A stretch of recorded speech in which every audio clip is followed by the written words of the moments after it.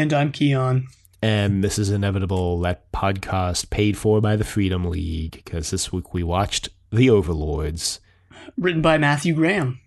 Directed by Nick Horan. And aired on December 14th, 2015. Childhood's End. The 3-night event, according to all the promotional material I found for SyFy while looking up things about this show. Yeah, it did air over 3 nights. We're going to be watching it over 3 weeks, as we usually do, one episode per week. This is one of the few times we're watching something slower than it aired rather than at the same speed or quicker. Yeah, or faster. So, I guess just to remind everybody, we did also reread the book, since we had actually both read it before, quite a few years ago, actually. But, based on my Goodreads account, which I also I was telling Keon before, use it mainly just to remember if I liked a book or not. I also use it to remember when I read each book. And I apparently first read this in about 2015, so... Yeah, it was like early 2015. I remember because we can talk about like the influences that the Childhood's End, not the show, but the book has had like throughout this episode and the rest of the episodes. But like I remember because I played the video game Xenogears right after I read this, and that game is like a direct response to this book. Like one of the characters is named Corellin, and I had like no idea of that fact going into it. I was like, whoa.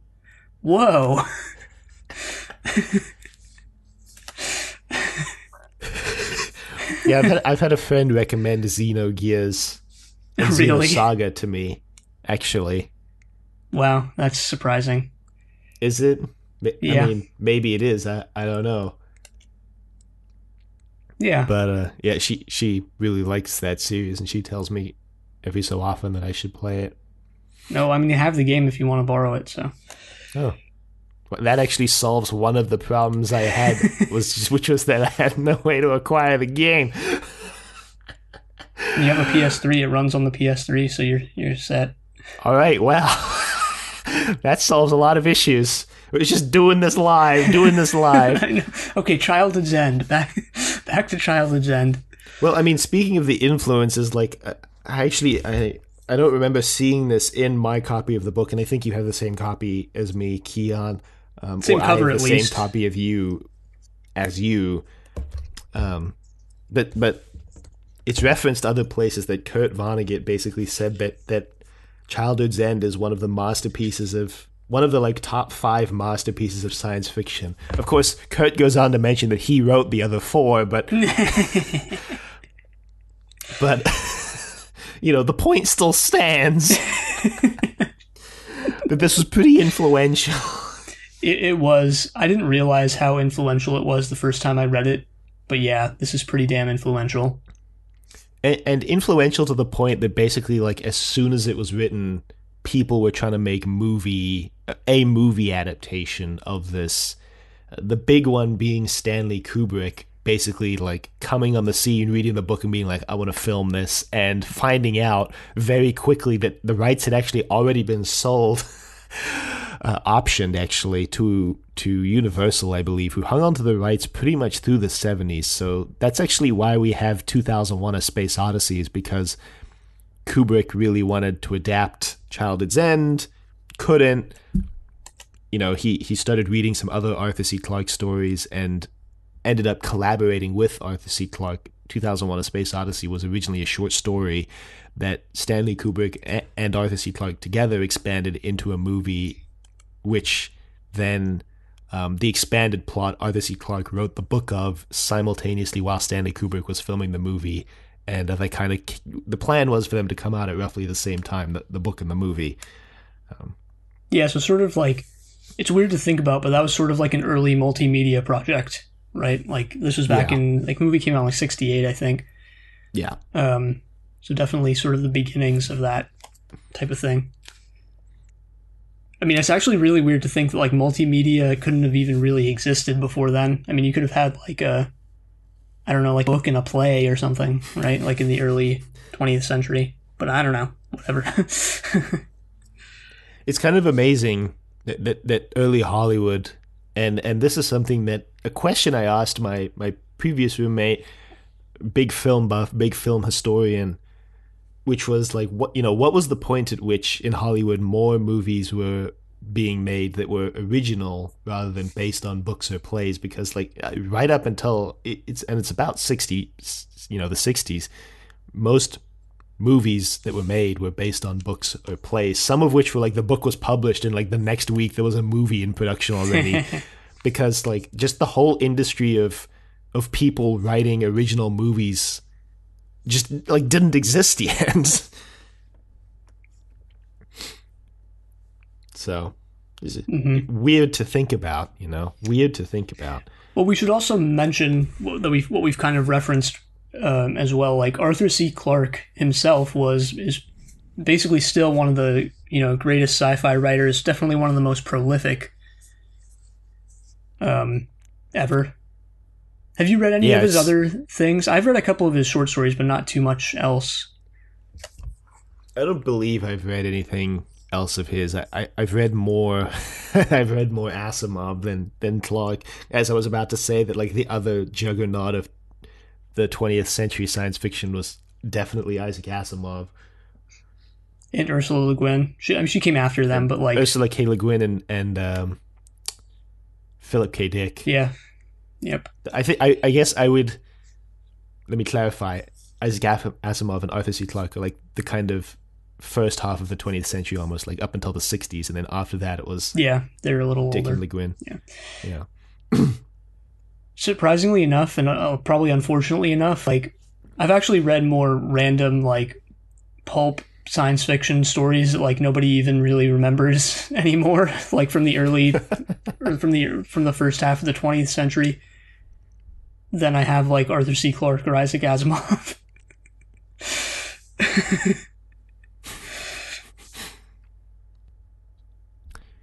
Yeah, well, I mean, just like comparatively by volume, there's a lot more random sci-fi than there is. Like, even though Asimov and Clarke wrote a lot, there's always going to be more other stuff overall. And one thing I was actually surprised about while rereading the book, I wasn't going to mention this, but like it actually kind of came up naturally. But like the book itself is kind of pulpy. Like the writing style is it's very straightforward. It gets straight to the point. It doesn't get real. There's some fancy stuff here and there, but it's kind of pulpy. Yeah, there's no embellishment to this story at all. Almost, it's like the story basically wastes no time at all.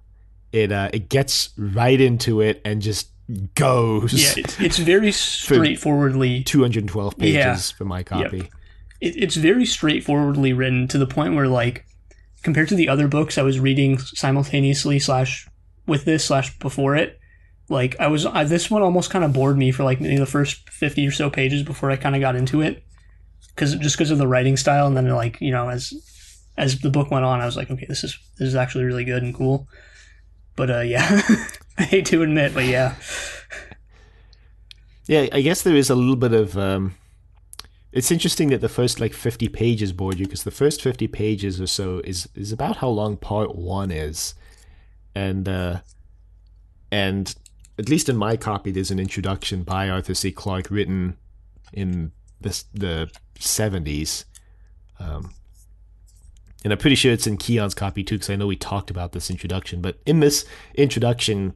I guess it's worth mentioning just a couple things about the making of the book almost, which is that the first part of this book was actually published, serialized as a short story, a standalone short story that Arthur C. Clarke later revisited and kind of expanded into a book by writing parts 2 and 3, which is why parts 2 and 3 feel a lot more like interlinked with each other than part 1 does with the rest of the book. Part 1 does its job well of like setting everything up, though. Yeah, no, it definitely sets everything up. It's The only reason I even mention that is because basically no characters from part 1 reoccur in parts 2 and 3, whereas a lot of characters from part 2 reoccur in part 3. They're basically subcontinuous as their own kind of story.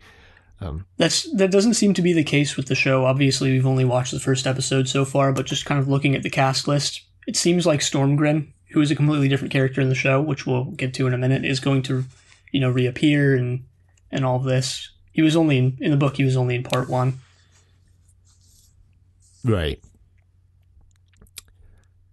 There's also, I guess it's worth mentioning that the first chapter of the book was rewritten since the book was published. Because this book was originally published 53. in, I don't know, what, 53 or something. The world was completely different in 53. That's why it was. The books, we'll just say this outright, but like that's why the book's vision of the future is like not something that the show is going for or would have been written, even any later.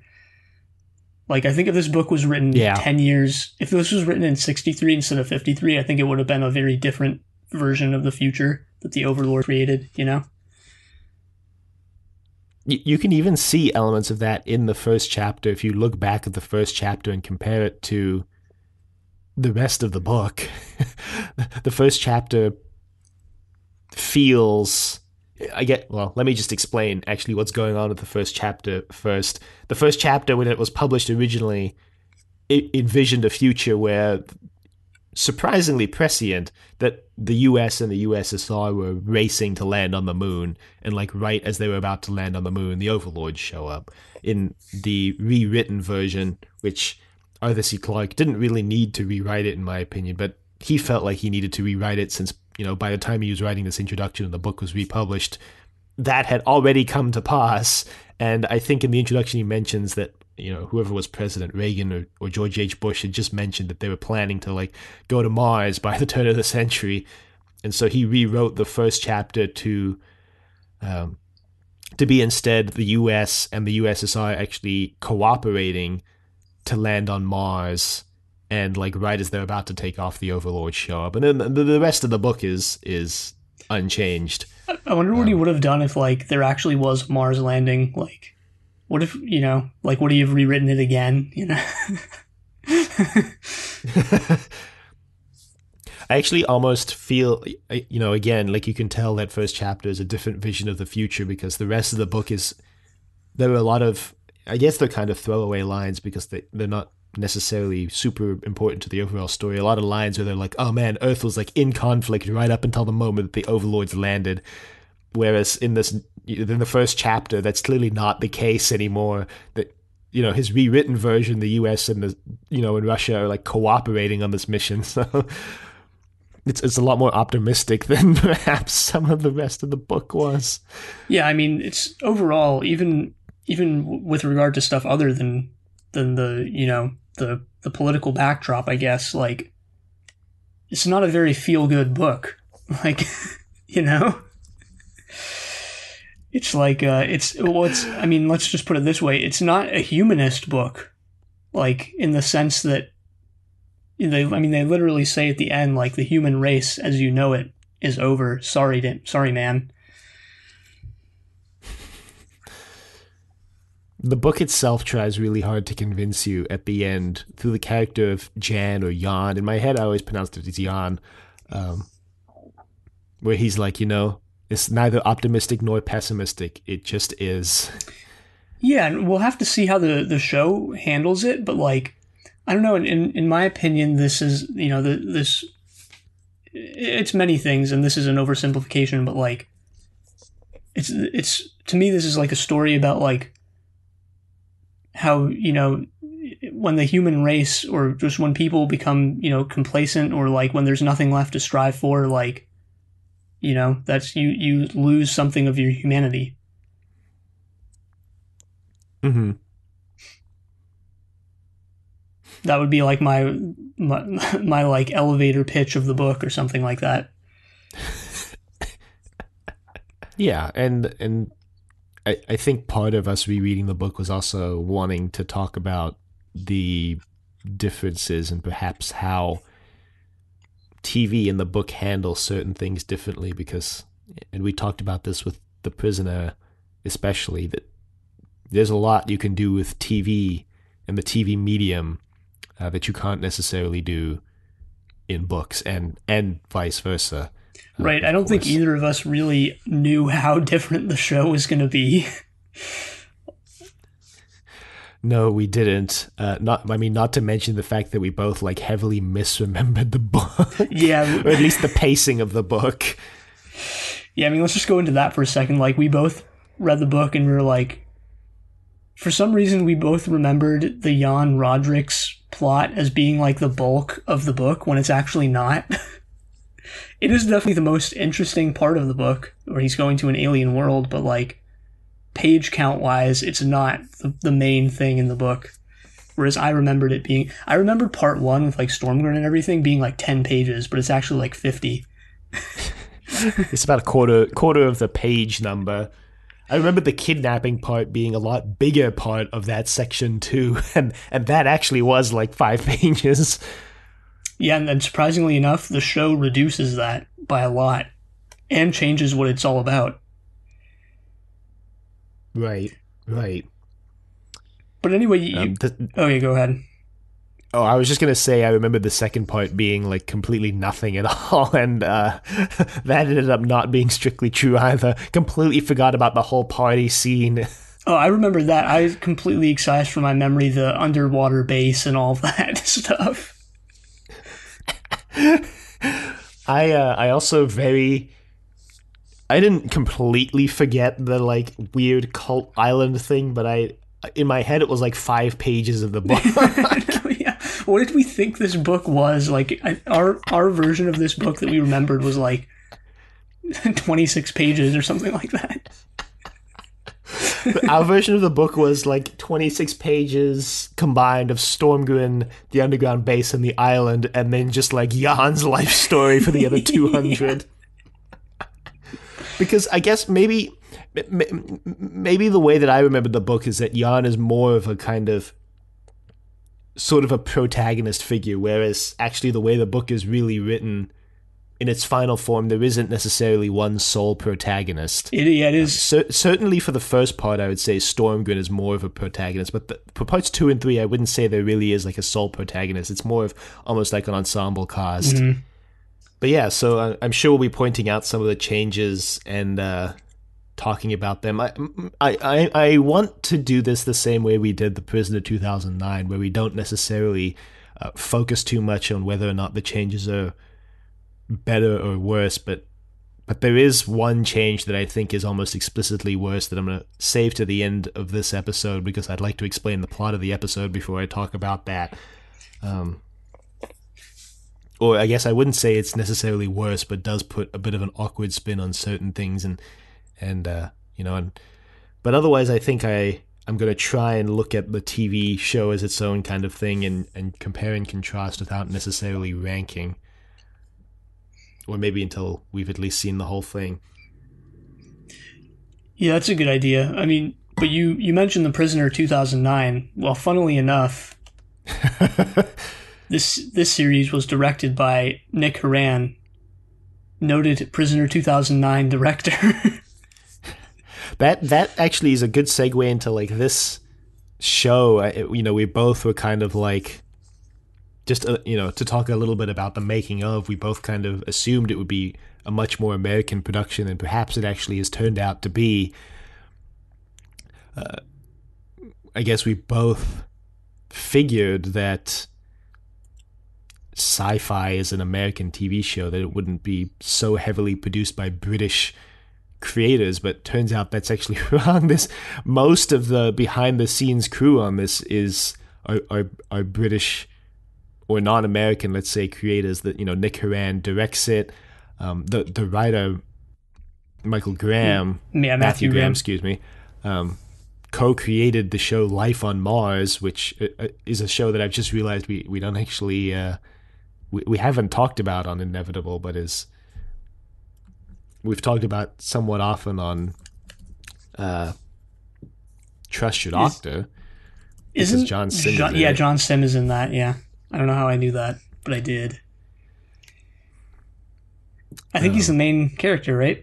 Yeah, I believe so. Yeah. We could actually like watch that for this show if we really wanted to. Yeah, we could. And then the costume designer is the Oscar-winning costume designer from Lord of the Rings. The editor of the TV show, the guy who cut it all together, is the editor of Sherlock. The director of photography worked with Haran on Doctor Who. So, like, yeah, a lot of the behind-the-scenes like production crew on this is British. Yeah, Haran and Matthew Graham have both, directed and written respectively multiple Doctor Who episodes as well. Right. Yeah, Matthew Graham wrote the masterpiece Fear Her. which may not necessarily bode well for the quality of the TV show, but I would say that on the whole, I enjoyed episode 1. I did too. I was a little skeptical, like maybe the first 15-20 minutes, but I got more into it as it went on. Same with the book, actually, in a way. Yeah. So yeah, I guess a little more behind the scenes is pretty much part of the reason why they couldn't make it into a movie in the 70s was because they like couldn't really crack how to make the Overlords fly. And the system that I think the guy came up with, Neil Adams, looked great, but was like way over budget. And so they couldn't get it to work, so they had to scrap the whole plan. And then they eventually approached Matthew Graham, I think partially because of his work on Life on Mars, to turn this into a TV show. And, changing some things, bringing on these people. They talk a lot about how they went for like a very monochrome look, episodes 2 and 3, because the utopia is like very gray and things are stagnating. Mm-hmm. Oh, yeah, I can see that in the first scene we got there.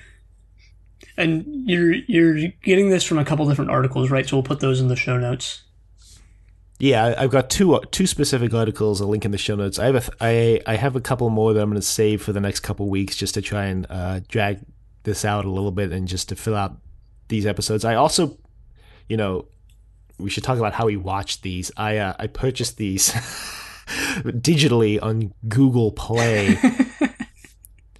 Because Google Play has a couple, YouTube as well, has a couple behind-the-scenes featurettes that are unavailable on Amazon that come for free if you buy the whole season. So I'll watch those as well in the next couple weeks and talk about what's in those. They're only like 5 minutes long each, and there's only 4 of them, so there's not a lot, but there's a couple that look interesting. Yeah, nice. I don't have access to those. I regret to say that I bought this episode on Amazon. Yeah, I actually bought a digital copy of an episode. Didn't think it would come to this, but it's come to this. Oh no. Oh no.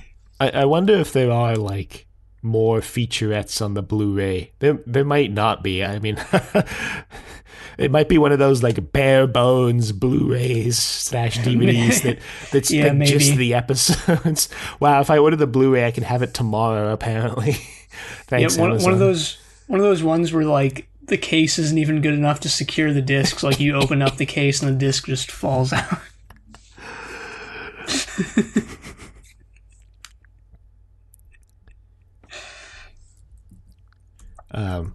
So yeah, I think these articles mention, and I suppose we'll see next week, that the biggest changes they made came in part 2. They originally planned out this to be a 2-episode adaptation, but then as they were working on it, they realized that they were gonna need 3, which makes a lot of sense because the book is in 3 parts. Yeah, the book gives you like a very clean divide to make 3 episodes. They're all pretty much equal length too, apparently their biggest change as creators, the thing they changed the most was part 2, where they kind of focus it in more on the character of Boyce, the doctor character, rather than the kind of meandering ensemble that part 2 is. And again, we'll see that next week. Yeah, I imagine that, like, how the show is going to do it is there's going to be one central character per episode. So 1 was Stormgren, 2 will be Boyce, and 3 will probably be Milo. Yeah. Milo being Jan, they renamed him. Yeah, they do rename because they changed. Yeah, they changed Stormgren. They renamed Stormgren as well, not his last name, but his first name is now Richard instead of Ricky, or however you pronounce it, because he's not Finnish anymore. I think Ricky was.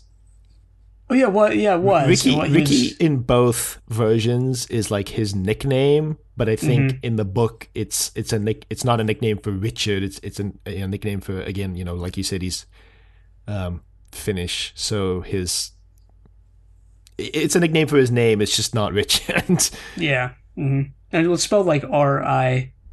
Yeah.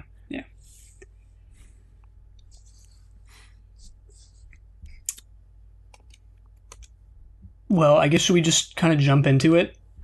Yeah, might as well just go ahead and jump into this. And the first... Oh, actually, there's one more behind-the-scenes thing I wanted to mention. One of the producers is Akiva Goldsman. I'm like, dang, I recognize his name. Like, yeah, where we do I heard know it him before. from? And turns out I remember him from the Da Vinci Code. In one of these articles, Akiva Goldsman mentions that on basically all of his novel adaptations, he strayed pretty far from the source material, for better or for worse. And he specifically mentions I Am Legend and Da Vinci Code as 2 of those adaptations.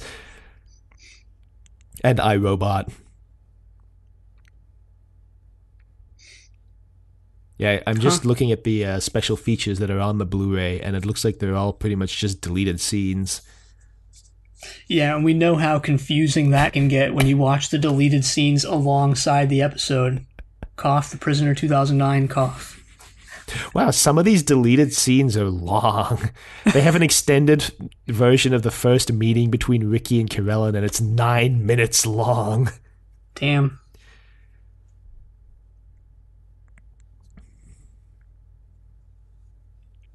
Anyway, yeah, we might as well just jump into this. And immediately, right off the bat, the first change becomes immediately evident because we open with Milo. I don't know if every time you heard Milo in this episode you did this, but I definitely did. I thought of Milo Clancy from the Space Pirates on Doctor Who. Damn. No, I didn't think of that whatsoever, actually. Now that you mention it, no. Now that I mention it, though, you will. Yeah, me. Perhaps. It's Milo Clancy. Anyway, Milo is narrating, yeah, obviously spoilers for, like, the whole story, I guess, but Milo is narrating the end of human civilization, at the end of the story, basically. Spoilers if you didn't know the story for Childhood's End, but Earth dies at the end. Yeah. And it would have lived if it wasn't for those meddling kids. Little does anyone know, Childhood's End was the prime inspiration for Scooby-Doo. Well, it's really interesting that, that this episode is setting up from the very first moment almost a sort of paradoxical thing with the audience, because it's opening with Milo narrating, being like, I'm the lost human. My name was Milo, and he says, no, wait, scratch that. My name is Milo, and it always will be to the end. And like, this is the Earth now. Everything is destroyed. And then it cuts into the episode, and I think that evokes, if you don't know the ending, that evokes 2 very different emotions in the audience, depending on how optimistic or pessimistic you are. And if you're optimistic, you think, okay, this is a fake out, right? Like, by the end, we're gonna, this scene will happen in like the beginning of episode 3, and then we'll see how they like undo everything. Or you're like, okay, this is how it ends. Everybody dies.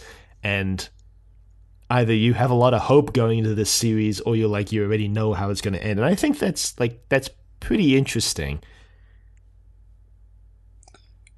It's a really interesting way to start off, anyway.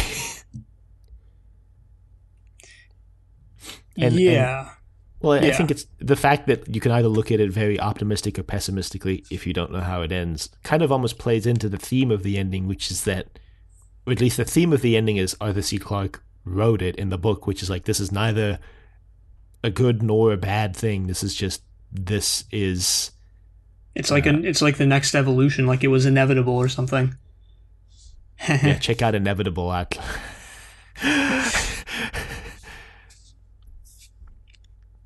So, yeah, we start off with that, and then we go into we get right into the Overlords arriving. Although we do actually meet Wainwright first.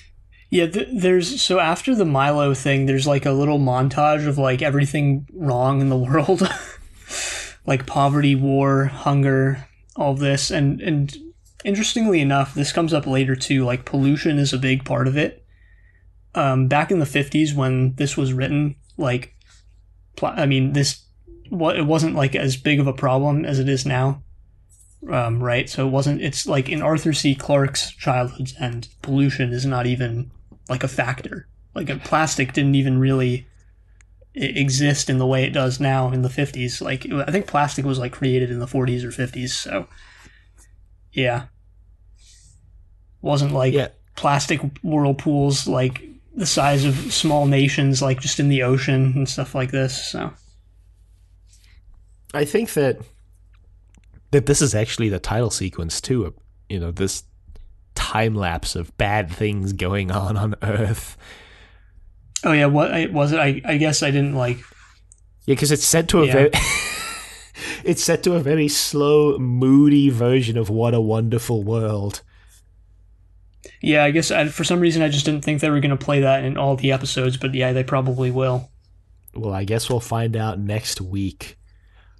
We immediately then see, not directly, but it's implied, what the next change is going to be, which is that the time skip is not going to be 50 years, because we see Milo as a kid concurrently with this whole plot going on, and you go, okay, well, I guess there's no way they can skip 50 years and then plus an additional 30 on top of that. Right, because Milo's character in the book, which is Jan, is not in part 1. In the book, the Overlords, this is, I guess, one of the bigger changes. In the book, the Overlords wait like a generation to reveal themselves, and because of the changes that they made in the series, they had to change that to like 15 years. Right. And then they like write off how the like Stormgren and like all the other characters like haven't changed in appearance, because they're like, yeah, it was the most prosperous 15 years. Like everyone stayed young. Like health was so much better that no one really seemed to age. Except Milo, I guess. Yeah. Well, it's not like, he was a little kid, so like you can, makes sense. He's not going to, and it's like, and all the kids stayed looking as kids well into their 30s, and it's like, no. So we see the Overlords arrive, and they arrive by lowering every plane in the universe, in the planet, in the world, slowly down to the ground. There's a scene where Stormgren is like on the phone with someone, and behind him, like completely unnoticed by Stormgren, his like crop dusting plane just gets lowered to the ground. Mm-hmm. And yeah, Stormgren has a crop dusting plane in this because he's no longer the Secretary General of the UN, but rather a random farmer. He's just a guy. This was interesting. I'm not sure what I'm not sure like what I think of this change. But I, like, in terms of whether it's good or bad, but like, I mean, you almost can't like rank it though because of how different the story is probably going to be. But like, I was thinking when I was reading the book that like introducing our main character for part 1 basically as being the Secretary General of the UN is like, he's very far removed from what your average reader of this book is going to be and have as their like life experience. So like it's almost hard to get into his head, and kind of you do as you read more about him. But like at the same time, it was just it's such an odd it was such an odd thing for me. Like maybe in the first 20 or 30 pages, it's like, all right, our main guy is like is this guy that you almost have like no common ground with in terms of like your mentality or something. Versus like in this, it's just a guy. It's also like that choice of making the main character the Secretary General of the UN. You have to remember, and what's interesting to think about is like the UN was really, really new when this book was written. Mm-hmm. Now we've lived a generation where the UN has been around doing things, but when it was written, the UN was like brand new. Arthur C. Clarke was kind of almost making it up as he went here. Well, he was on the cutting edge as well. That's the thing. Like both of what he was kind of doing with the science fiction genre and just like the this type of thing, the sort of backdrop of it, like with the UN. And it's actually interesting, like there is something to be said of like the overlords arriving. It basically puts an end to national barriers and differences. So our main guy here in the book, at least, is this guy whose job depends on those differences, right? So United Nations, and like his role is ending. It's being transferred over to Corellin. It's we're going from the United Nations to a unified Earth. Mm-hmm. So that's kind of lost or discarded in favor of other things in the show. Right. So, yeah, the other change is that, because I guess the secondary, I don't know if I'd call him a protagonist. The secondary protagonist, I guess, of the first part is Wainwright, Hugo Wainwright, leader of the Freedom League, who in the TV show now is like a media mogul, an almost like Rupert Murdoch level character. Yeah, that's definitely one of the most interesting things that the show is tackling with regards to, because it's kind of like it's just sort of like a side note or like a backdrop thing in the book, but it's like in the show, like it's really heavily grappling with like the arrival of the overlords completely changes who has control of information and how it's disseminated in the world. Yeah, the TV show is doing a lot of interesting things that I enjoyed with, one, like you said, who controls information, and like the media, something that Arthur C. Clarke could never have imagined when he wrote them, or he could have imagined but never could have imagined necessarily as we have it today, but also something that's fleshed out a lot more in the TV show that I'm interested to see what they do with, is the like conflict between religion and the arrival of the overlords. Yeah, which again in the book is almost more of a side note, but here they're definitely at least setting it up to play a huge role. In the book, Arthur C. Clarke basically deletes religion from the world in part 2 when Corellin is like, yeah, remember religion? Yeah, exactly. Basically, that's exactly what happened. Is Corellin goes, well, actually, it's not even Corellin. It's just like the unnamed, omnipotent narrator being like, yeah, now that we have machines that can see any moment in the past, like the unknowableness that religion provided an answer to is just like not even there anymore. So religion just died. Yeah, that's the thing. I wanted to mention this with the book, but like there are multiple times where the story just like comes to a halt in the book, so that Arthur C. Clarke can like world build his world. It's like I think it's multiple different chapters where he does that, and it's like they're good. They're actually like some of the most interesting to read chapters in the book, but it's also like, yeah, you can really tell he was definitely very interested in building this world, maybe more so than even telling the story with the characters. So we see Corellin speaks to the humans by co-opting the brain waves of not just the children, but the men and the woman too. I said that quote in reverse, but you catch my drift. Yeah, well, like he does something that like immediately casts a huge amount of suspicion on the Overlords, more than just like a regular alien invasion would, but like he brings back the dead as mouthpieces for his speech. Yeah, I got some heavy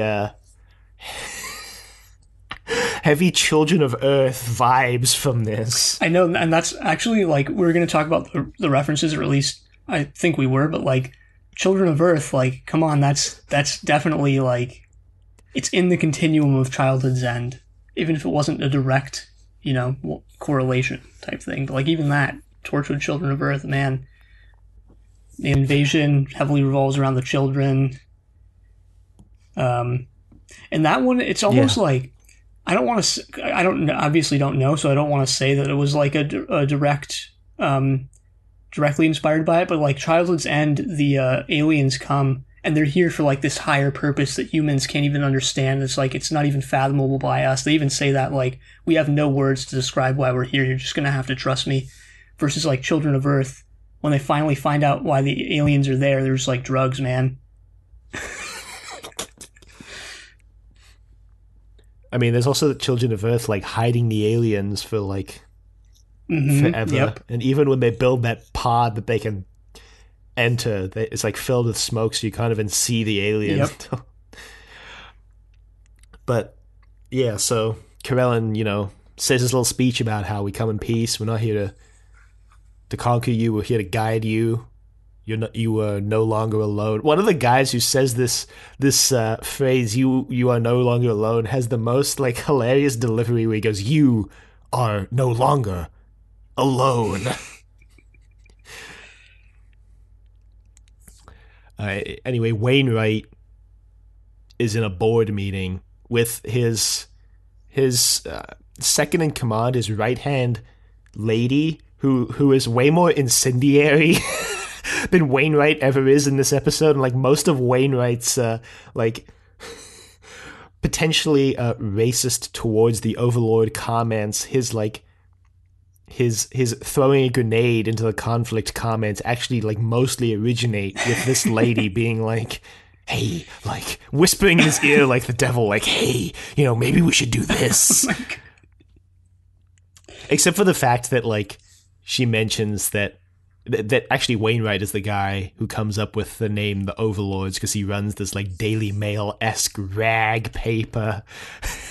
Decides to publish the next day's article with the single title, "The Overlords." I know this was like so ridiculous to me, where it's like in the book, I know we didn't want to compare them, but I have to compare this. Like in the book, like the name of the Overlords is never really fully described in the same way, but it's like, society came to this consensus of like, these are our new masters now, we're calling them the Overlords, versus like this, it's just like, I think, some guys like, we're going to call them the Visitors, and then Wainwright is like, "No, we're not," and you see him type the word Overlord. It's just like one guy who came up with it.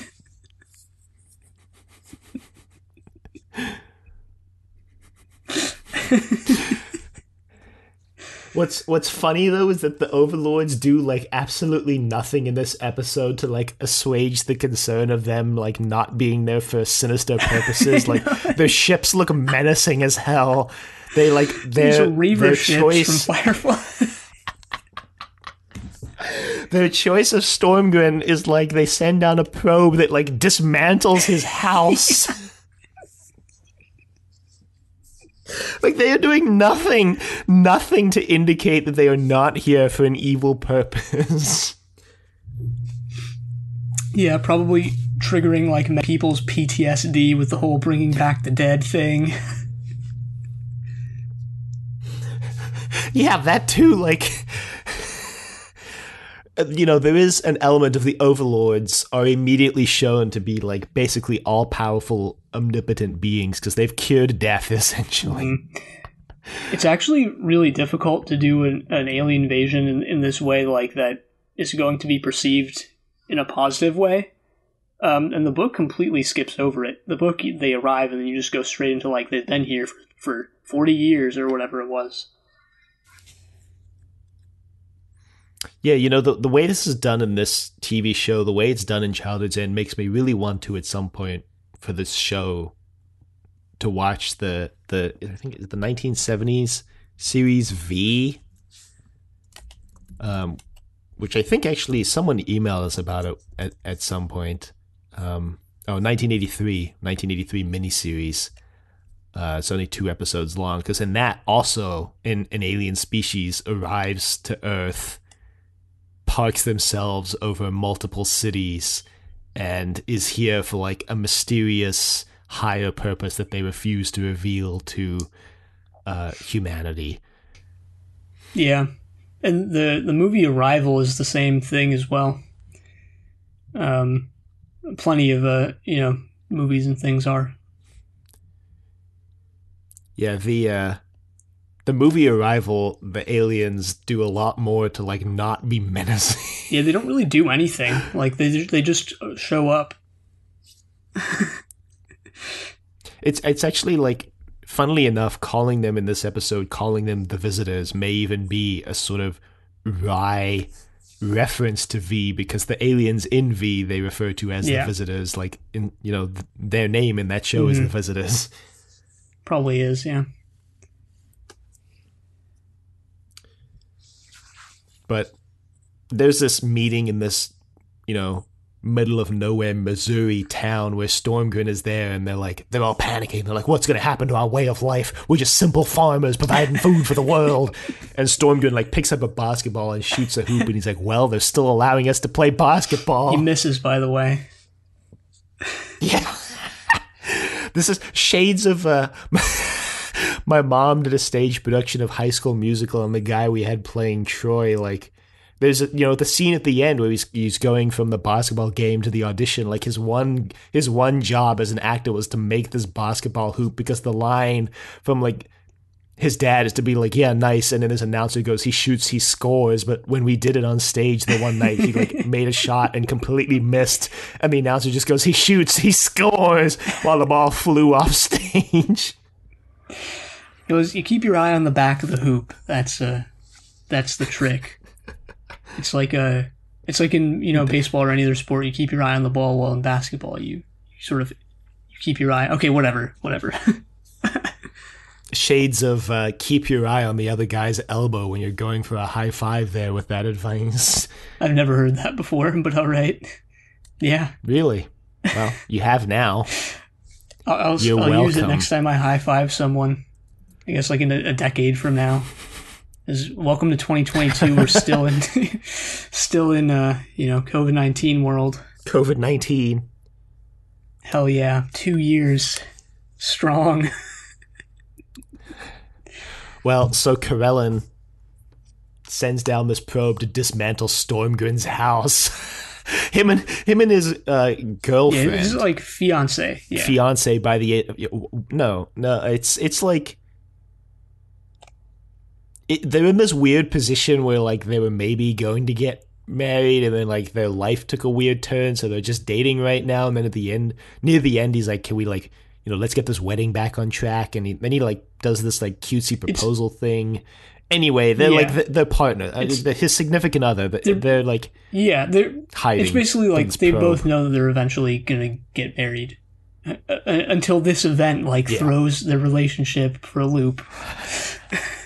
By bringing back... Yeah, because Karelin takes Stormgren up to the ship and reveals that he has recreated the honeymoon suite at the Four Seasons Hotel in New York for Stormgren, which is like where he like went with his former wife, I don't know, ex-wife, deceased former wife. fiance. She was his, deceased. His ex-wife, because she was like exterminated from the world or something like that. Wow. Thanks, Eve of the Daleks. Thanks, Nick. Anyway, Karelin, Charles Dance, just want to talk for a moment here, gives an excellent performance as Karelin. His performance is like really believable as an alien who like just understood English and can speak English perfectly, but doesn't understand the like idiosyncrasies of like the delivery of English. Yeah, he makes a couple mistakes. Like he perfectly understands the words, but not the tone. He makes a couple mistakes here and there. He basically tells Stormgren that, like, so this stretches credulity a little bit, but he tells Stormgren that, like, because he built a bridge between the miners and the farmers in his Missouri town, that makes him the perfect man to build a bridge between the overlords and the humans. And that the second choice was an 80-year-old blind woman. From Seoul. What? From Seoul. Sorry, I don't know why I thought from Africa. Oh, because I was thinking of that scene earlier when everybody arrived and there was just that, like, nun talking to the... Corellon was talking to this nun. Yeah, well, okay, that was in Rio, right? In Brazil, Rio de Janeiro, which was weird because she was speaking in, like, she was talking to them in English. So I guess, like, and that was actually depicted through all the scenes. Like, I guess everyone in this world just speaks English. Like, well, that's accurate to the book, because in the book when Corellon arrives, he speaks his message only in English. Oh yeah, you're right. I forgot about that. And that Corellon only can speak English, although he does learn some Finnish to tease Ricky Stormgren. Yeah, there's like you can tell the book is, like, definitely written in a different time, because there's some, like, there's some, like, minor instances of, like, racism in the book, like. Yeah. They're only vaguely racist because they're, like, one line. Yeah, exactly. But those one lines are like, wait a minute. Yeah. I didn't take notes for the book, unfortunately, so I don't even remember specifically what they are, but, like, I remember they were in there. I took some notes, and most of them were, like, referring to Jan as, like, first off, just using the word Negro to refer to Jan. There's when they introduce Maya, who's Jan's sister, who appears like they've actually cut her from the story in the TV show, or at least if she appears, she's not Jan's / Milo's sister. But they, like, Arthur C. Clarke describes her as, like, really beautiful for a Negro or something like that, yeah. Because she's, like, not even. She's mixed race in the book. Her father, I think, was white. And then, like, also Arthur C. Clarke describes Jan as, like, being really intelligent and, like, achieving a social status that something like, quote, Negroes couldn't achieve 100 years before or something like that. Yeah, and it's just stuff like that. There's also some, like, interesting things, too, where it's, like, they talk about apartheid in South Africa, and then, like, he goes on about it for, like, a couple paragraphs, and then at the end you find out that, like, the tables have turned. It's actually, like, the blacks oppressing the whites. Yeah, that's, like, the weird thing about the book is the surprisingly accurate to life and surprisingly almost nuanced take on apartheid there. Just, you know, very interesting, I suppose. My favorite part of the book's prediction of the future is the 2 billion people on Earth in 2005 or whatever. Yeah. And how, like, way off the mark that number was.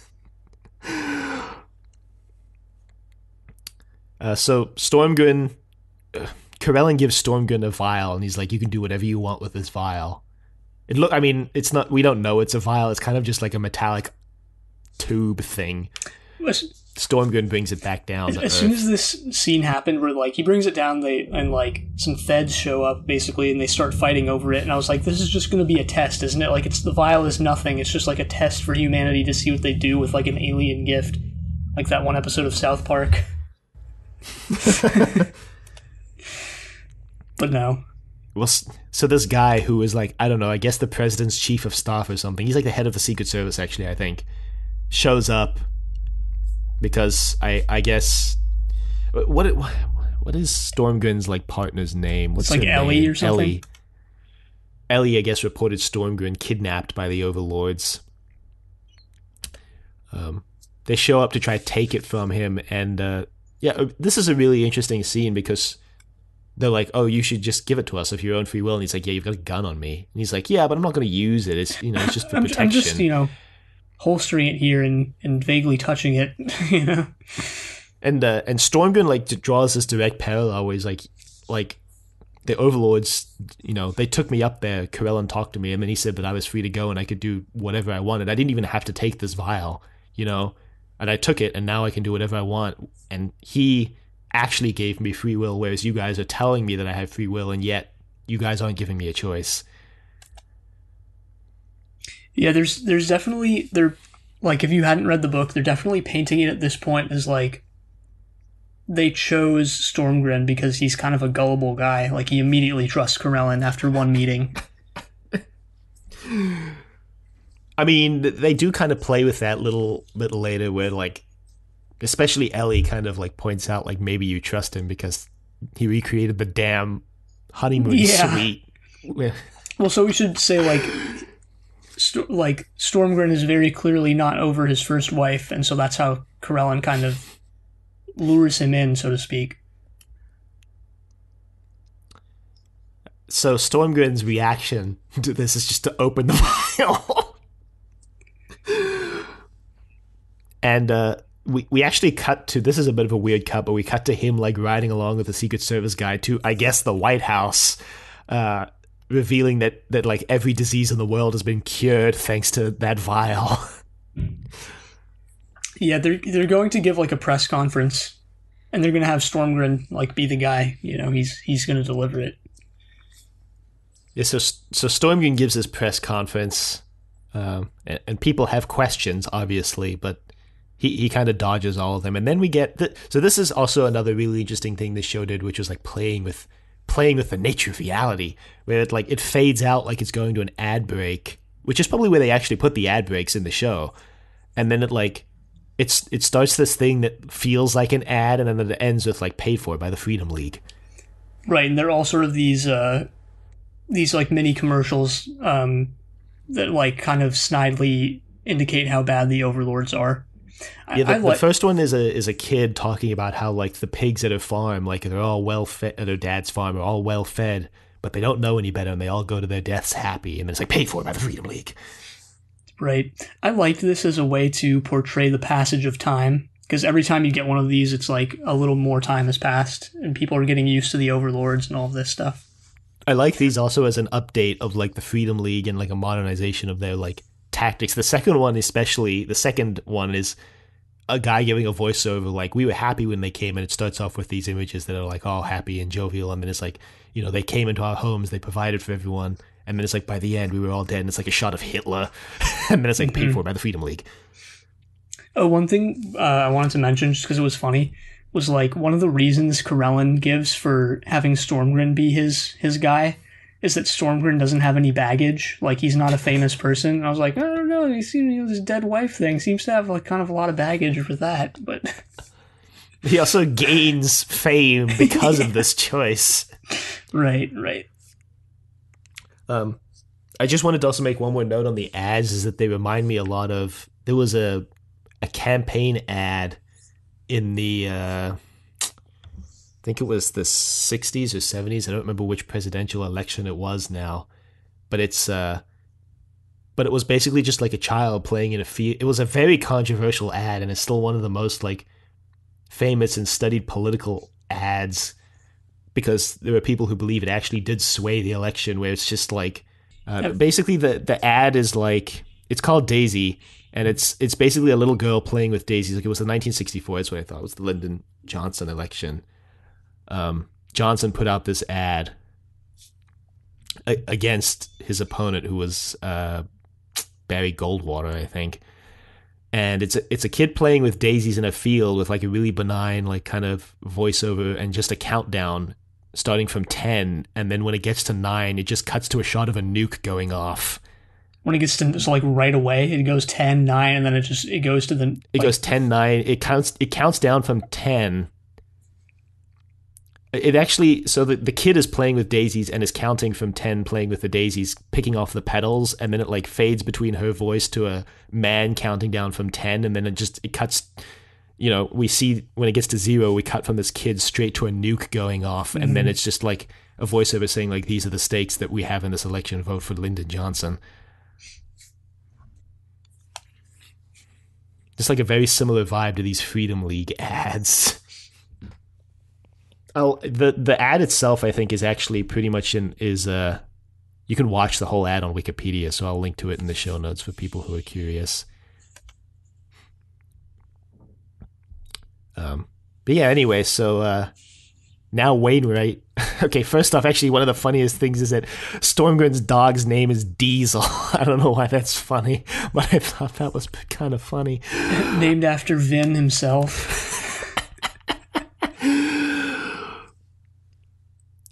So we get now, I think, a scene where Milo... We've gotten a scene before this, actually, where Milo's mom is, like, buying drugs from this very sketchy guy. And we now get a scene where she's gone back because I guess the drugs were like cut with inferior, they were inferior, or she was shortchanged or something. But she's gone back to complain and to get more drugs. Yeah. So Jan has been completely changed into Milo. So in the book he's sort of like this kind of a wealthy elite guy, but in here he's a disabled kid. He's in a wheelchair and he's from like the inner city projects, basically. And Milo, we haven't mentioned, but Milo's actually in a wheelchair. Yeah, I just said that. And okay. Yeah, sorry. Yeah, no worries. I wanted to underscore the point that we hadn't mentioned that to this point yet somehow. But he confronts the drug dealer, who then just shoots this kid. This drug dealer has no qualms about just putting a bullet through this kid. Right. He's described, like, when they do the news report on him in a second, like, he himself is described as a kid. I didn't necessarily see him as a kid. I didn't either, and I definitely think that was Wainwright spinning this. Because if you'll also notice, the way this is set up is that the drug dealer is white, and, obviously Hugo and his mom are black. Yeah, and Milo. Then... Milo. Hugo. I was thinking ahead to my next sentence, which was going to be that when Hugo talks about this event, he mentions that the Overlords killed someone, quote, from the inner city projects, close quote, but doesn't mention that it was a white kid. Because and the way he words that, I think, is very specific, because when you just say the inner city projects, like, typically your first thought is going to be, okay, well, then they must be black, because the vast majority of people who live in that area of the city are black. And so when Wainwright is like playing this up like, yeah, the Overlords killed someone from the inner city projects, he's like neglecting to mention that it was like a white drug dealer who was taking advantage of like the people who lived there. Yeah, you're right. Yeah. And so I think that him describing him as a kid too is like also part of that like manipulation of the truth. Mm-hmm. And we should also mention that, like in the book, Milo is sort of, he's sort of this, he's this brilliant guy, right? He's basically like a genius. And he's very interested in like science and physics and all this. But that was such a interesting thing to me, like the difference between like how a British writer is going to write this character, where he's like, he comes from this elite background and he already, he has the tools already, versus like the American interpretation is like he started from nothing and achieved, everything he achieved in life by pulling himself up type thing. Right. Mm-hmm. Yeah. So interesting little twist there, I guess. Yeah. Well, so the Overlords heal Milo of his they do. They heal gunshot wounds, and they also heal the fact that he can't walk, and then they just like kill the drug dealer. Actually, yeah. I mean, the other host on this show that Hugo Wainwright comes on right after this says that they had eyewitness reports that the Overlords killing this drug dealer, was an accident, and I kind of got the impression that the Overlords weren't like trying to kill him in this scene, but anyway. I actually didn't even think that guy, the guy who shot Milo, was even dead until this next scene where they're like, the Overlords killed him. Yeah, I didn't know one way or the other. I didn't have like a strong interpretation of that scene either way. But anyway, then they invite on what's her face, Peretta, something or the other, who she's she's like a child cult leader, basically. She's like a new character added for the TV show, again, to expand out this like religious viewpoint on the events, I guess. Mm-hmm. And so her backstory is that her mom was devoutly religious, and then when the Overlords showed up, she had like nothing left to live for. Religion was dead, so she committed suicide, spurring Peretta to, at a very young age, to take up the cause of religion, to make sure people don't forget religion. Right. Yeah. She looks like she's going to be a major character next episode. Yeah, definitely. Especially, and that's interesting, too, that, in the book, the Overlords, they look like devils or demons, right? And how it's used in the book is, they were part of the cultural memory of Earth, but they don't touch on it too much, but they're like, yeah, but memories can flow forward and backward in time. So, we came here in the future, and those memories were transplanted into the past. And they don't, go into detail with that, but, they're actually taking a more, not maybe more interesting, hopefully more interesting, examination of it in the show, where it's imagine what all the religious people in the world, think. The Overlord, Corellin walks out of the ship and he's a demon,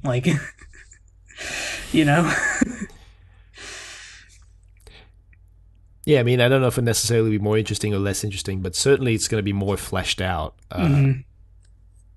And yeah, it's actually also 3 pages from the end of the book, since I didn't mention this. I finished the book, I kid you not, 20 minutes before I watched the first episode of this TV show. I thought you said you didn't finish the book before you watched the show. I thought you watched the show.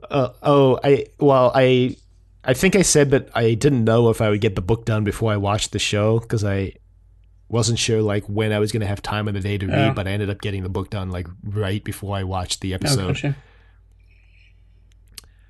And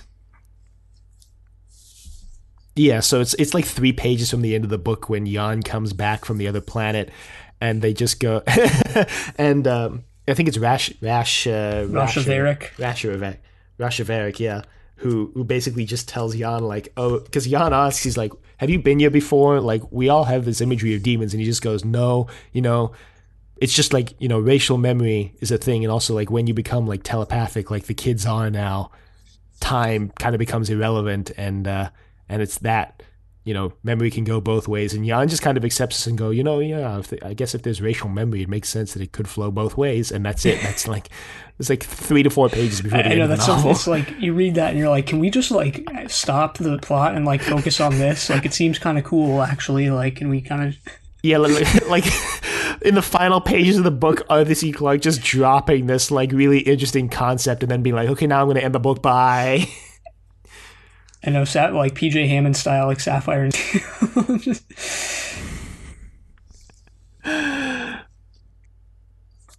So,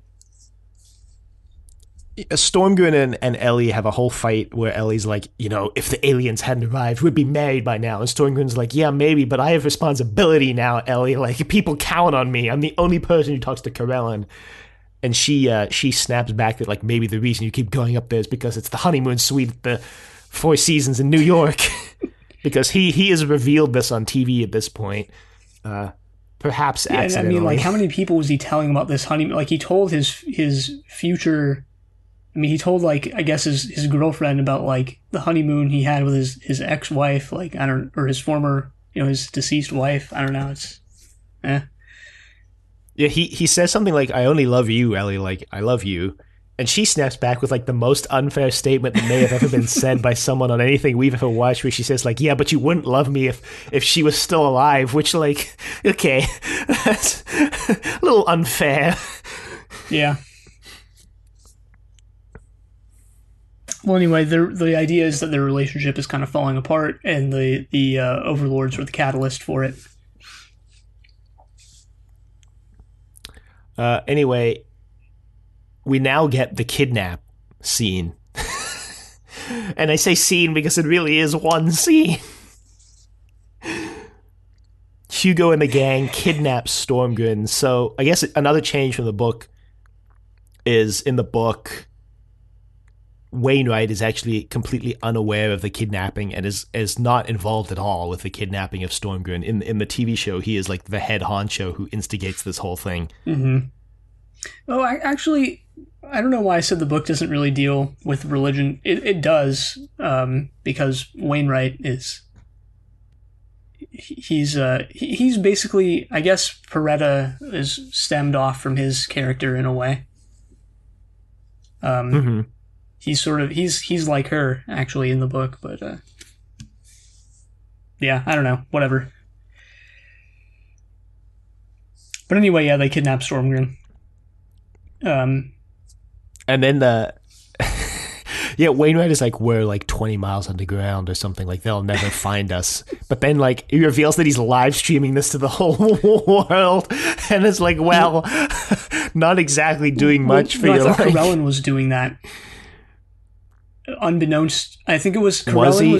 Corellin was doing that unbeknownst to Wainwright. And then because later on, Stormgren has a line of like, "Why did you wait until the last minute to save me?" And Corellin was like, "We needed to capture the footage that would paint the Freedom League in the light that they need to be painted in, which is that they were willing to kill a man, and we were the ones who saved you," type thing. I mean, maybe, I don't know. My impression of the scene was that Wainwright was the one who was live streaming it, but you know, whatever. I don't think it's really that important. Yeah, I'm pretty sure that's not the case, but yeah, whatever. So yeah, they basically, it's not as in depth as it is in the book. They basically just attempt to kill him. They just immediately attempt to kill him right there and then. And he's saved by Corellin.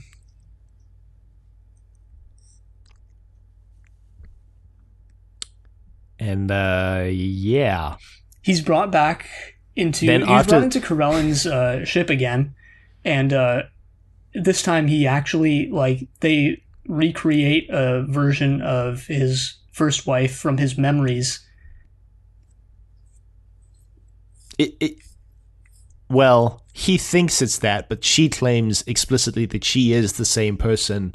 And we've already seen them revive people from the dead, so I'm actually inclined to believe that this is his former wife returned to the living. Really? You think they're going to add like a resurrection thing? Well, they've already resurrected a whole bunch of people. Like, yeah, they've already done it, but yeah, but like, including Milo. I don't think they're going to like go anywhere with it. You know.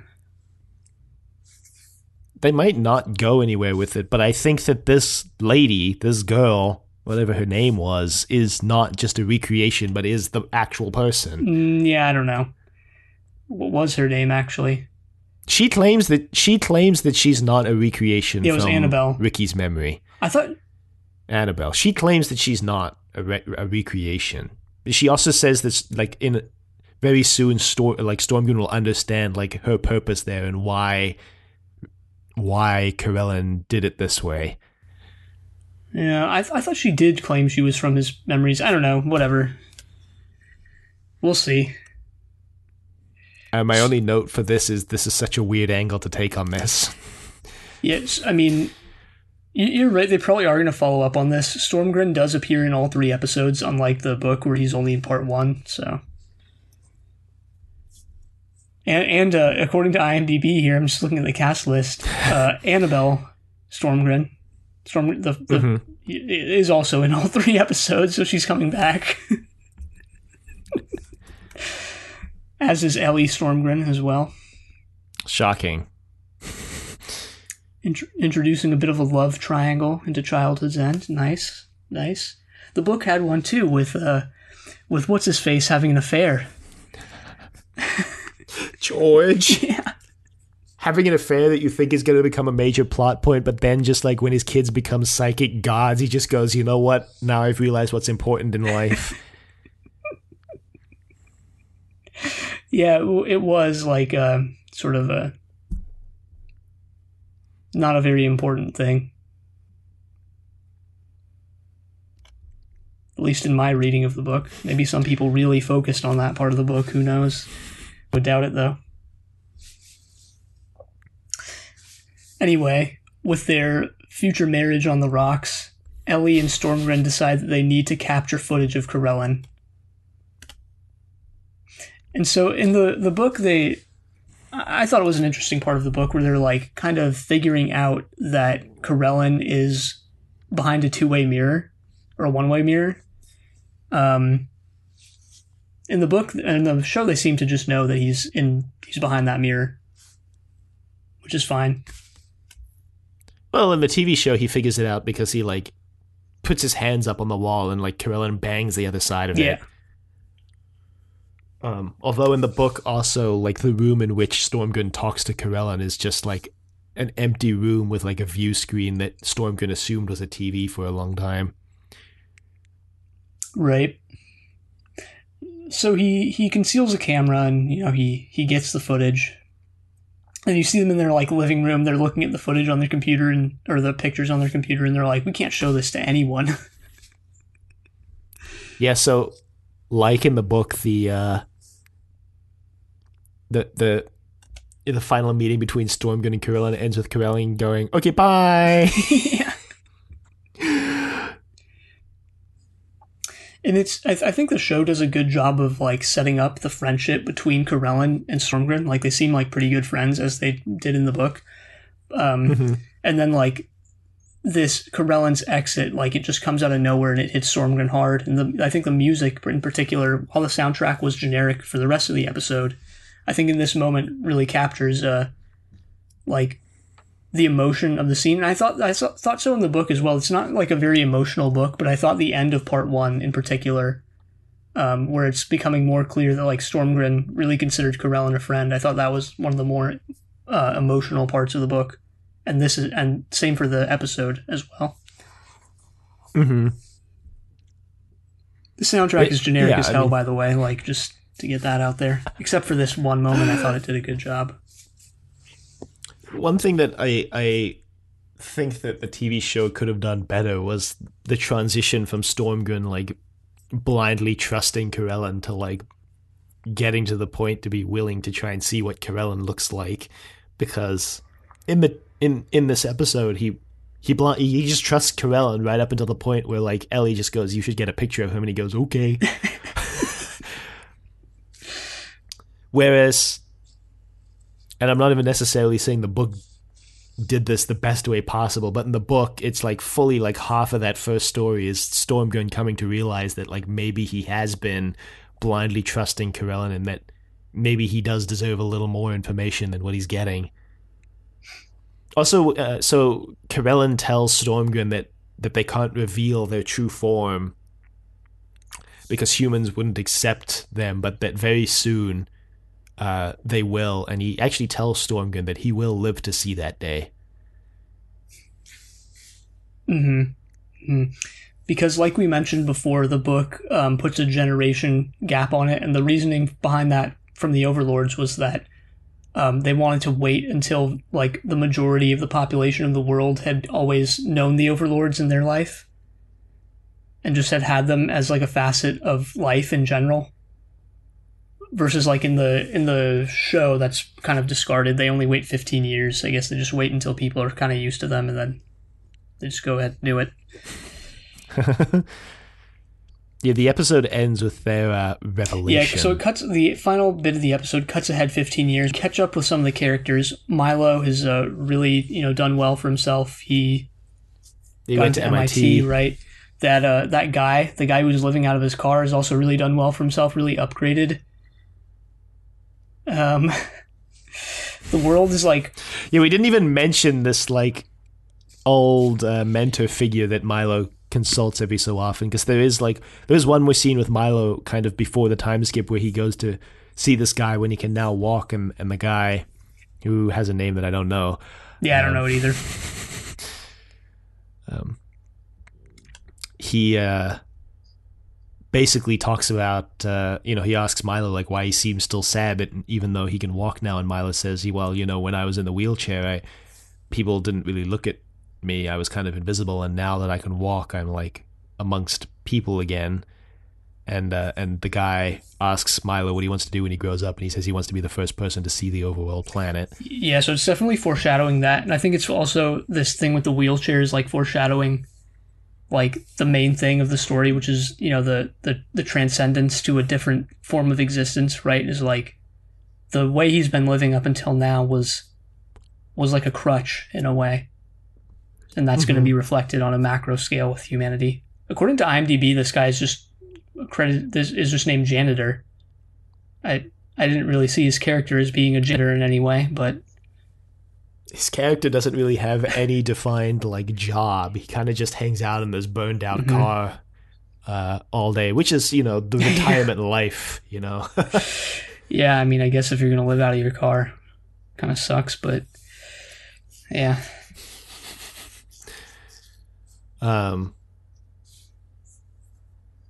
Yeah, so everybody's sitting down. The way this is done in the book, like, for some reason, the way this is done in the book really reminded me of like a Dr. Seuss book, because the start of chapter 2. So at the end of chapter 2, part 2, you know, in the book, Stormgren dies long before the Overlords reveal themselves. Although it is implied that Stormgren did see what he knew definitely what Corellon looked like.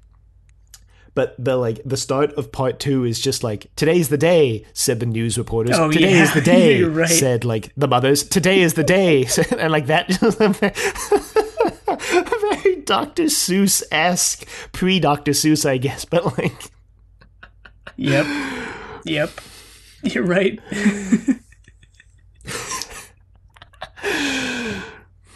But yeah, so sort of same thing. Oh, we also find out that Hugo hung himself. Yeah. Well, it's interesting because, like, this isn't ever explained, but it's done visually. Like, Milo had set up, or maybe his mom did it for him. Like, Milo had set up these ropes that he could use to, like, kind of pull himself into places. Like, he had one in the car, he had one, like, on the staircase, and they look like nooses. And then you find out that Hugo killed himself via hanging. Or was killed. I don't think they say he was killed. I don't remember if it was a suicide or what, but yeah. There's also, what's interesting is like, there's an element of every generation trying to grow beyond their predecessors, and how, you know, Wainwright kills himself, or takes his own life, let me say, a little more sensitively. But part of that cycle is that he never really grows beyond his parents, because like the first shot, even before we even meet Hugo, the first shot in Wainwright Global is like a shot of the front cover of their magazine saying like, oh, Hugo Wainwright Sr. dies, Hugo Wainwright Jr. inherits the Wainwright Corporation. And then throughout this, he never does anything more, or never grows beyond. I'm thinking of this quote, and I know it's from something that we've watched, but I don't remember what, where the quote is like, we are what they grow beyond.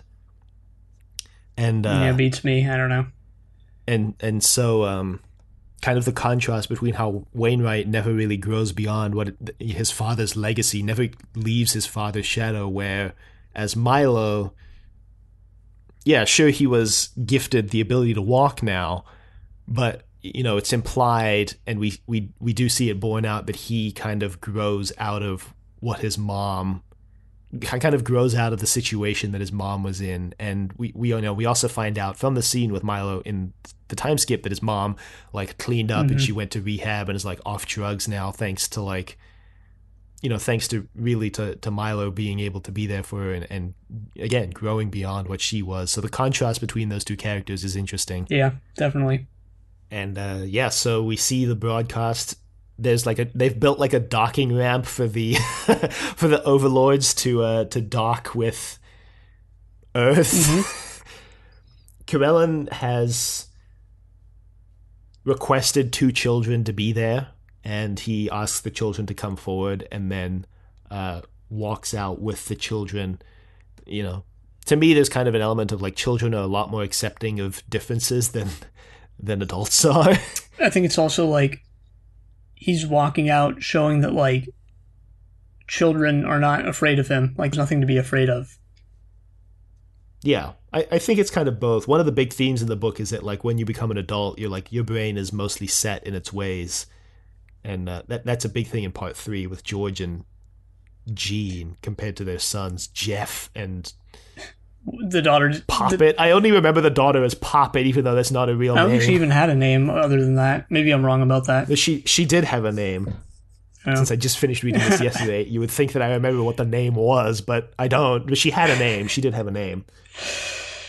Yeah, and that's with all of them. Like in the book, I mean, let's just say, like, only the children get to transcend to this new plane of existence. The adults are left behind. Right. Again, that, like, children outgrowing the shadow of their previous generation. Mm-hmm.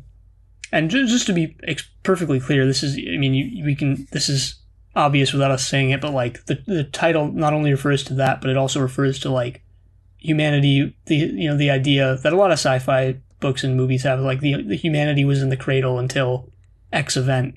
Now this is childhood. Like, right. This is, we were only children up until this point, and now we're something else.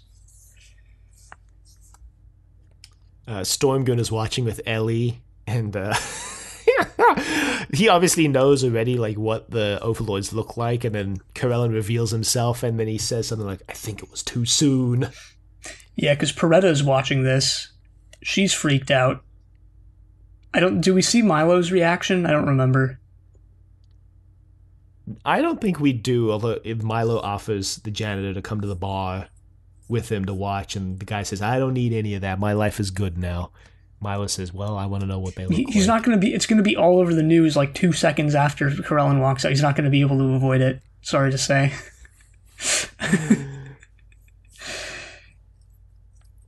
I'm a little bummed they actually did kill off Milo, because since they've made him this media mogul, and, it would have been really interesting to see what he could have done with this revelation that that the Overlords look like the devil.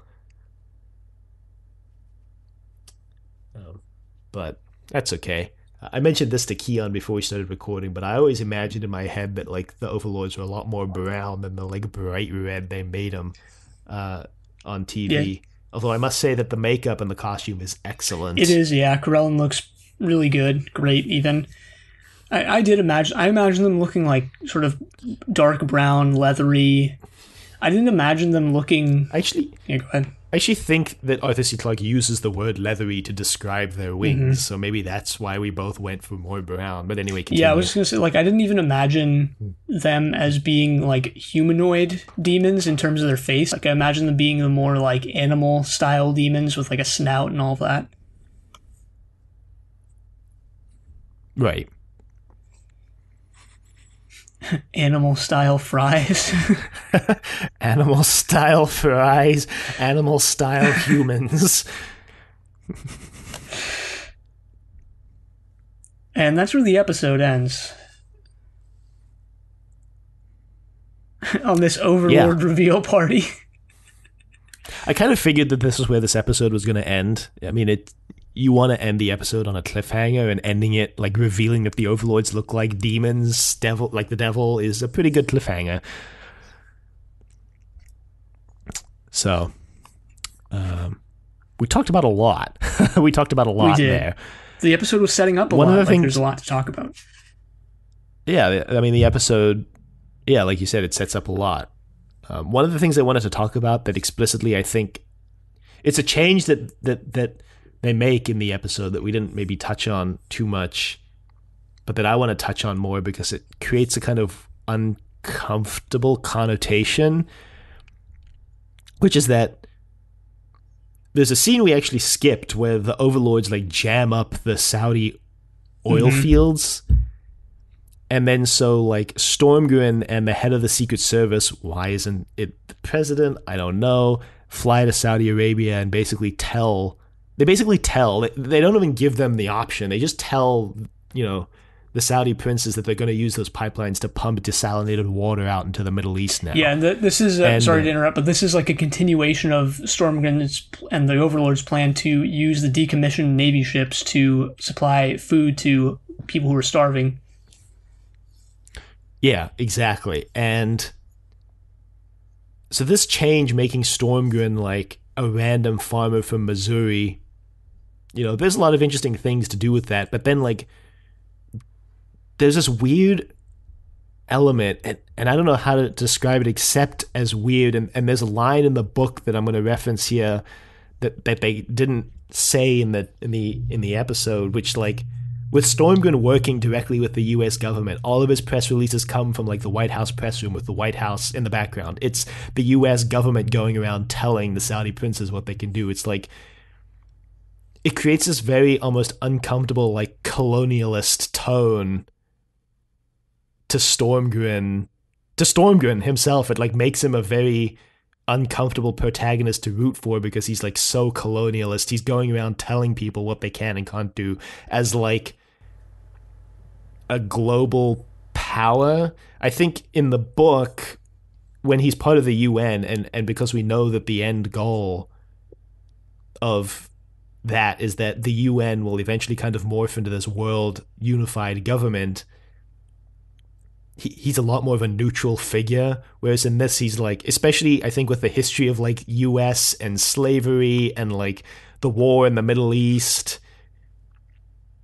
like doing all, like having all of that context, and then in this world having the US then become like the nation, the US become like the arbiter of like what's good and what's bad in this new world is just it to me creates this weird connotation that's kind of hard to escape. Yeah, Pax Americana, baby. American peace.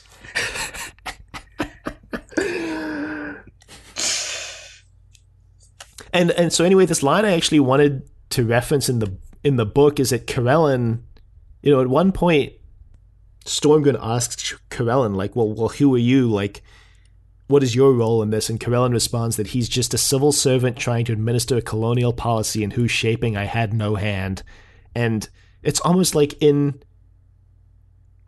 the book, they set Karelin up as the guy who has to go around telling people what to do. He is the arm of colonialism, whereas in the TV show, and I think this is one change that I will explicitly say I dislike, is that they've made Stormgren this, again, quote, civil servant whose job it is to administer a colonial policy in whose shaping he had no hand. And he just seems totally fine with this whole thing. He seems totally fine. He's liking the power. He's liking the power, fine. And the glory. Wow, topical reference.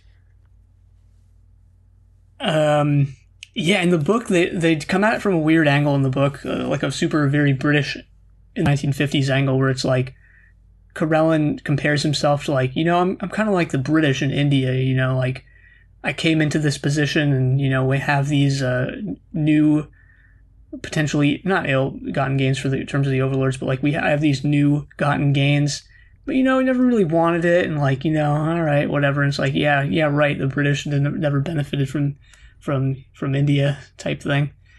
But yeah, I digress. That whole thing in the book is interesting to look at because like when the book was written, colonialism wasn't considered as bad as perhaps it should have been and as bad as it is considered today. But definitely it's actually aged quite well in that aspect, that you can definitely look at it now, reading it now, that Karelin is saying like, yeah, I am this arbiter of colonial policy. And you could look at him as now saying it more as like a recognition that recognition. Sorry, recognition. Been talking for 2 hours straight. My brain is starting to fall apart. Recognition of like, the fact that what they're doing mirrors what's been happening on Earth before and is in many ways a bad thing, but that he has to do it. And that they, they're doing something better with their rule than like pretty much any colonial power on Earth ever did. In a way, right? Like they're... Yeah. Anyway, I don't know. It just, to me, it was very kind of interestingly uncomfortable that in the TV show, they make the U.S. this arbiter of colonial policy, given like the U.S.'s history with with all of this. And that you know, is even maybe underscored when Stormgren tells the guy that like the replacement, the possible second choice for his position is an 80-year-old person from Seoul, and the Secret Service guy almost responds with like, he doesn't verbally respond, but he looks almost like dismayed at this fact, disgusted maybe even. Mm-hmm. Yeah, I mean, I guess it would have been South Korea administering all of this stuff if it had been the other way around. But maybe I'm reading too much into that. It's just something that I found interesting, you know, the links between that and colonialism and how, you know, the Overlords are, like, for better or for worse, analogs of the British Empire in this galactic scheme, at least from the humans' point of view. Right up until they find out that they were just being shepherded towards a greater purpose. Yeah, well, in a way that is also an analog where it's like a lot of the justification for like conquering various lands, etc.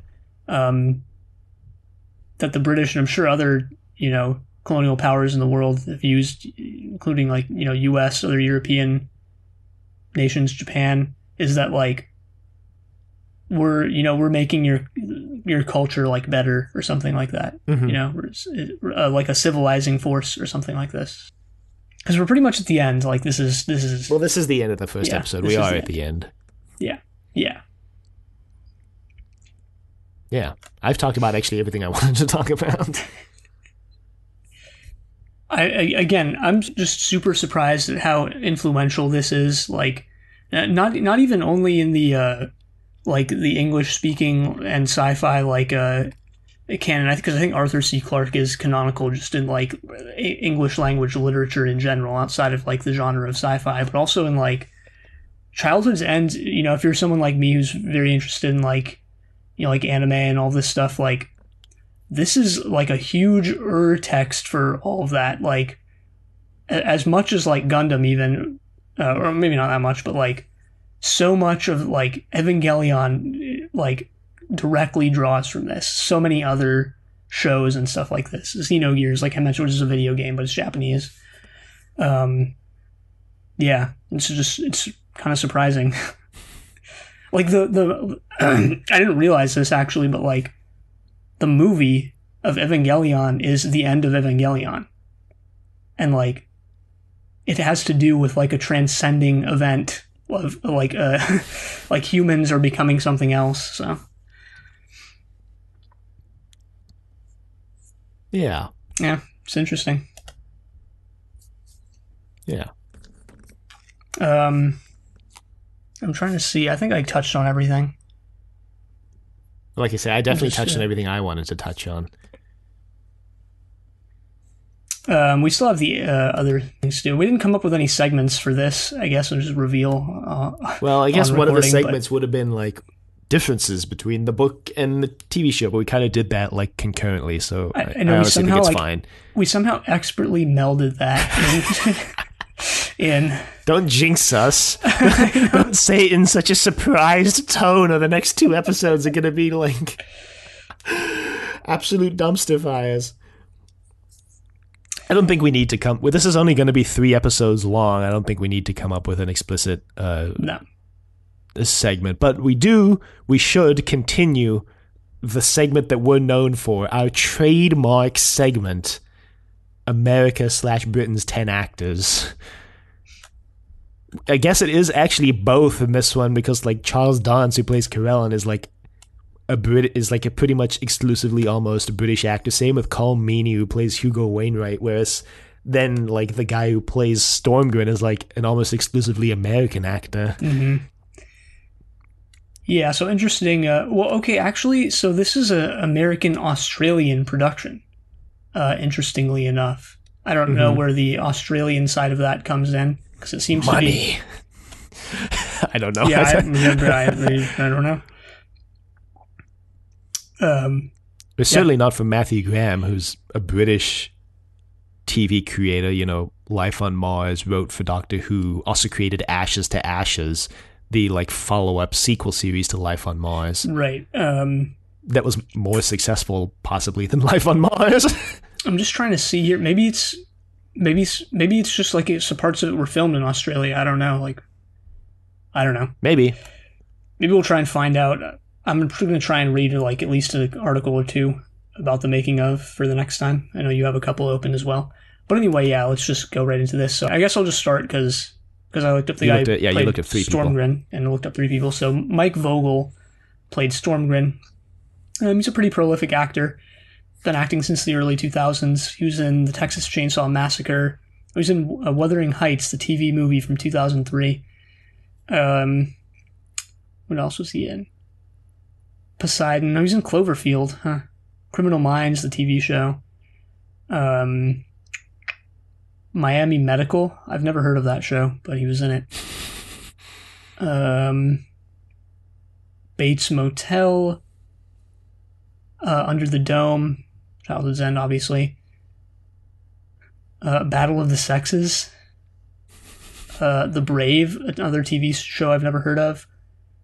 Sex/Life, another TV show from this year, or from last year, I guess, 2021, that I've never heard of. Yeah, we're in 2022 now. I know. This is like the equivalent of writing the date, and you still write the old date. Anyway, he was in American Horror Story as well last year. Playing John F. Kennedy, huh? The big JFK. Big JFK. Yeah, the big Jesus effing Christ with a K. They should have brought back JFK instead of using Stormgren. Just brought back this famous, beloved president. Since they can clearly, revive people from the dead. All right, anyway, I looked up Daisy Betts, who plays Ellie Stormgren. She's been in a couple things, not a lot. Girlfriend's Guide to Divorce looks like a long-running role she had in 2017. The Player, she was in 2 episodes of Castle, Chicago Fire, East West, Persons Unknown. That's everything that actually looks notable. Well, we didn't look up the older Milo just because he's in other episodes, so we're going to look him up next time, I guess. But I looked up the younger version of Milo, who's played by Darius Amarfio Jefferson. He's only been in 5 things. This was his first thing that he was ever in, I guess, according to IMDb. He's also in The Barbecue, True Story with Amish and Andy, Aaronsboro High, and Go-Karts. Nice. I looked up Cole Meany, who I actually recognize. He had a long-running role on both Star Trek Next Generation, and then his character got carried over onto Star Trek Deep Space Nine. But outside of that, he has a pretty long and prolific acting career, mostly in the UK, but some US things. It's Always Sunny in Philadelphia, Gangs of London, the remake of Cat in a Hot Tin Roof, Tolkien, Hell on Wheels, The Driver, Belfast Story, Mercy, Life on Mars. Actually, he was in an episode of Life on Mars, Law and Order, The Metrosexual, interesting, I guess, Stargate Atlantis, Law and Order Criminal Intent, Layer Cake, a movie that I've actually watched that was pretty good. It's a British movie. Yeah, again, Star Trek Deep Space Nine, Con Air, movie with Nicolas Cage. I've heard of that movie. He was also in The Last of the Mohicans, which I watched very recently. He was even in an episode of Zed Cars. Damn. And Strangers. So there you go. Well, speaking of classic British things, we have Charles Dance, who's been acting since the 70s, so I'm sure we'll see some things we're familiar with here. He was in The Inheritors, BBC Two Playhouse, For Your Eyes Only, The Professionals, The Jewel and the Crown, Secret Servant, Time for Murder, Tales of the Unexpected, Firstborn, Mission Impossible, the 1989 series, Phantom of the Opera, the 1990 series. Oh man, he was in Alien 3. Man. Wow. That's Clemens. I don't remember who Clemens is, but I don't know who that is. What else was he in? He was in some Sherlock Holmes related thing. Murder Rooms, Mysteries of the Real Sherlock Holmes TV miniseries. Henry VIII, the TV movie in 2003. Last Rites, Fingersmith, To the Ends of the Earth. Yeah, he has over 150 credits here, so we can just go on and on and on. I'll just skip ahead a little bit. The Imitation Game, he was in that movie from like 5 years ago. Or like 7. Jesus Christ. He was in Dracula Untold. Game of Thrones, he had a recurring role on that show. Victor Frankenstein in the 2015 Frankenstein. He was in The Witcher 3, the video game. He was in Ghostbusters 2016. Hey. Wow, the superior version. The inferior 20-year later sequel Ghostbusters. 30 years later.